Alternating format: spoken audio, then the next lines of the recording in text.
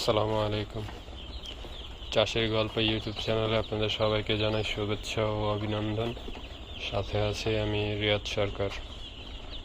দর্শকবৃন্দ, আজকে আমি আমার খামারে কিছু ব্রয়লার মুরগির বাচ্চা অর্ডার করেছিলাম, সেটা আসছে। সেটাই আপনাদের দেখানোর জন্য ভিডিওটি করা। তা আমি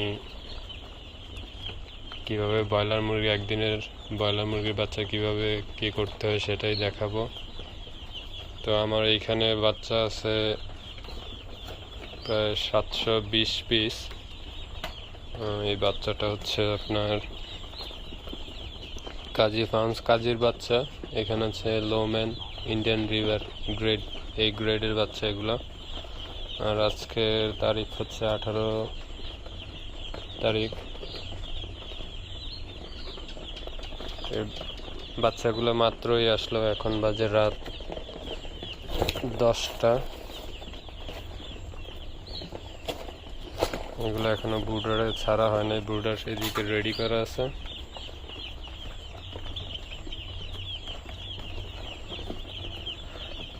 আপনারা দেখতে পাচ্ছেন এগুলো হচ্ছে 0 সাইজের বাচ্চা, একদিনের বাচ্চা, কাজীর এই গ্রেড।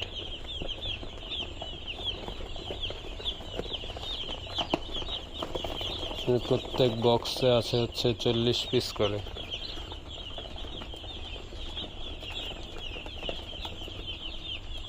এই বাচ্চাগুলো এখন ব্রুডারে ছাড়া হবে, আপনারা দেখতে থাকুন। বিসমিল্লাহ।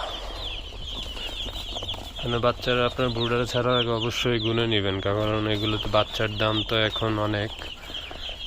এই বাচ্চাগুলো আমার কাছ থেকে নিয়েছে ডিলার, আমাদের এইদিকে কাজের ডিলার, 65 টাকা পিস।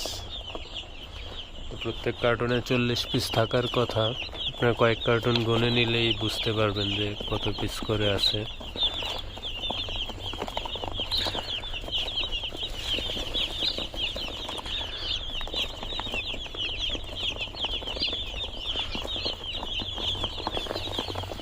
এখানে 40 পিসই আছে এই বক্সে। এই বাচ্চাগুলো এখন ব্রুডারে ছাড়া হবে।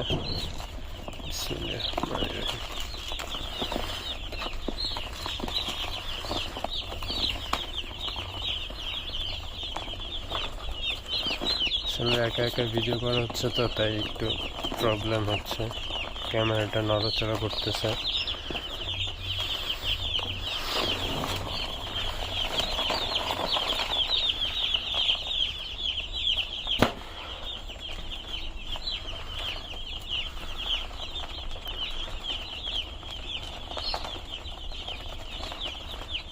এইভাবে সবগুলো বাচ্চা ছেড়ে আমি দেখাচ্ছি। আপনারা দেখতেই পাচ্ছেন আমার সবগুলো বাচ্চা ব্রুডারে ছাড়া হয়ে গেছে।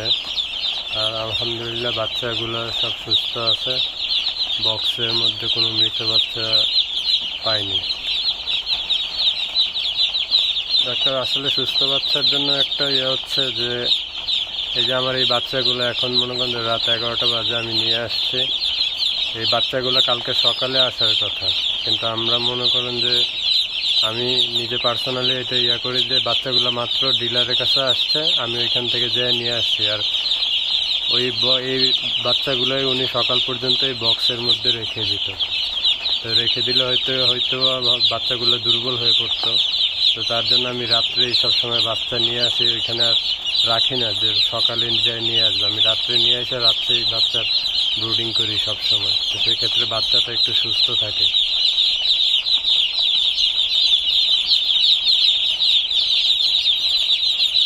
এইখানে আমি 2টা ব্রুডিং করছি। একটা ব্রুডিংয়ে আমি 300-350 পিস বাচ্চা দিচ্ছি।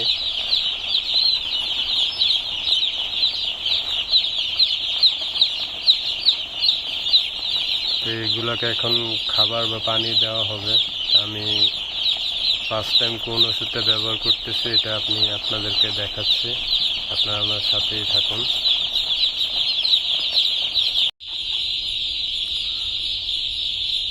তো বন্ধুরা, এখানে আমি আমার পরিমাণ মতো পানি নিয়ে নিয়েছি।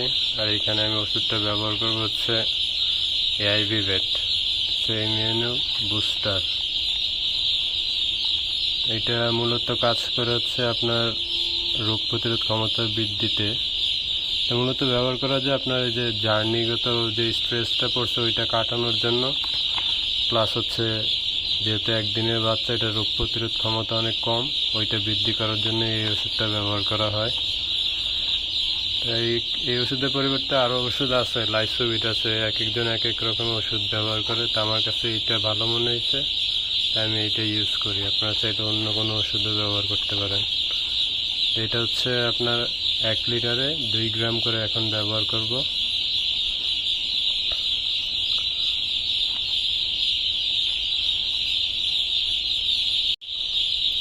তাই এখানে আমি ওষুধটা মেপে নিয়ে নিয়েছি। তাই এটা ভালো করে পানির সাথে মিক্স করে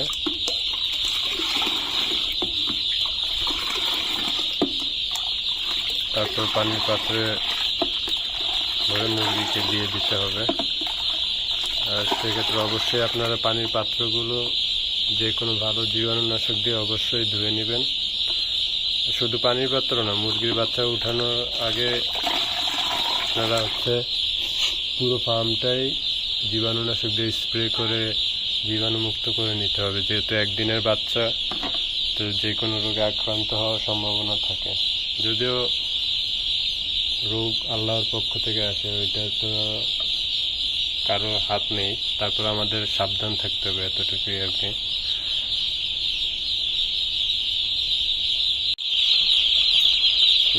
এখন আমি পানির বোতলগুলো দিয়ে দিচ্ছি।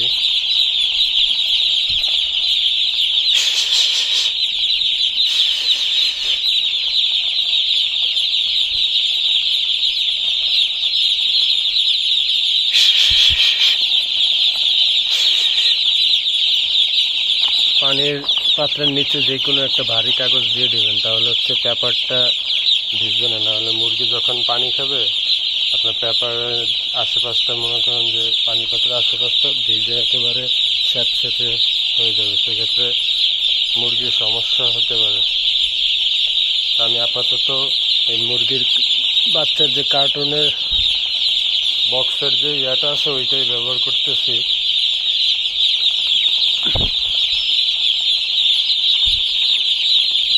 একা একা ভিডিও করতেছি, হয়তো বা আপনারা ঠিকঠাক মতো দেখতে পারতেছেন না। আমি যতটুকু পারতেছি আপনাদেরকে দেখানোর ট্রাই করতেছি।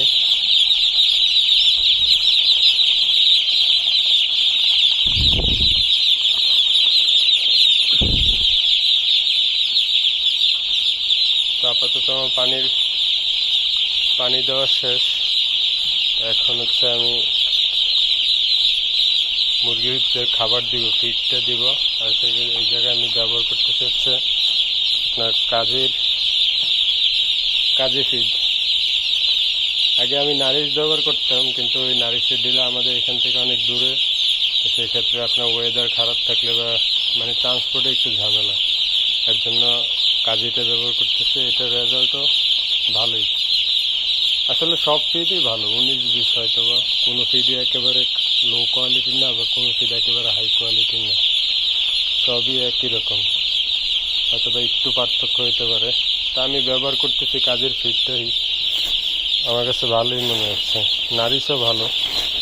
আপনারা যার যা সুবিধা মতো যেখানে যাতায়াতের সুবিধা বিবেচনা করে আপনাদের আশেপাশে যে ফিড পাওয়া যায় ওই ফিডই ব্যবহার করবেন।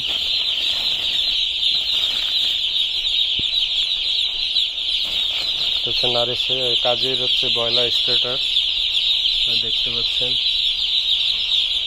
গায়ের রেট হচ্ছে আপনার 3445 মেবি, আমি শিওর না। যেহেতু একদিনের বাচ্চা, সেক্ষেত্রে আজকে খাবারের পাত্র ব্যবহার করব না। আজকে হচ্ছে আপনার পেপারের উপরেই খাবারটা ছিটিয়ে দিব। আর আজকে খাবারের পাত্র দিলে তাদের খাবার খাইতে অসুবিধা হবে, তাই প্রথমে 1 দিন বা 2 দিন পেপারের মধ্যে খাবারটা ছিটিয়ে দিলে ইজিলি খাইতে পারে।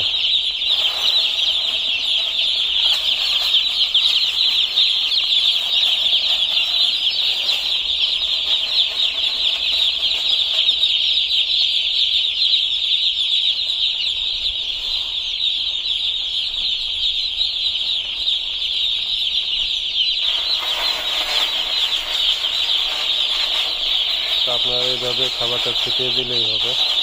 একদিন পর থেকে বা 2 দিন পর থেকে তারপর আপনারা খাবার ট্রে ইউজ করতে পারেন, চিপস যে ট্রেগুলো আছে ওগুলো ব্যবহার করতে পারেন।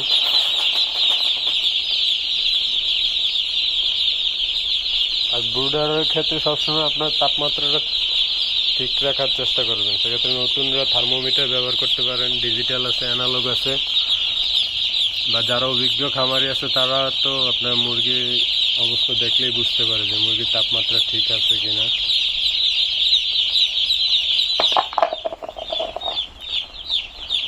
তো ভিউয়ার্স, আজকের ভিডিও এই পর্যন্তই। নতুন নতুন ভিডিও করতেছি তো হয়তো বা একটু কথাবার্তা বা ক্যামেরার ফ্রেমটাও ঠিক মতো ধরতে পারতেছি না, সেক্ষেত্রে আমি দুঃখিত। সবাই ক্ষমা সুন্দর দৃষ্টিতে দেখবেন।